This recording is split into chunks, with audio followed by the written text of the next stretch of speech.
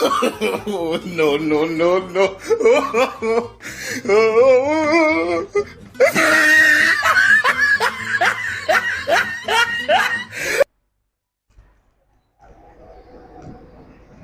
Yeah. Ono bulo maazi biya.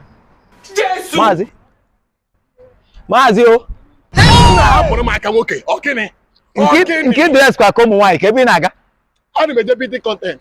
Beauty contest. Kita since 3 days onwebe ihe nri.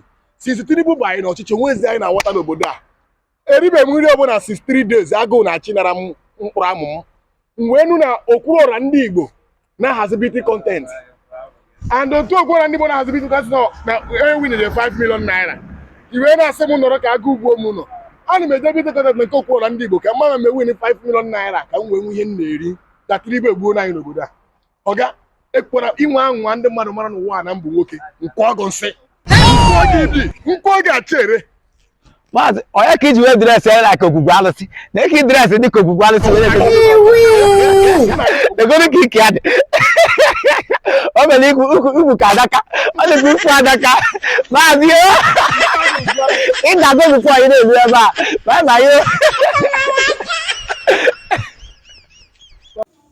Shebi dey sweet you. I dey beg you please subscribe my channel. Subscribe my YouTube channel. Like me. Na beg I dey beg. Shebi you don watch, e dey sweet you.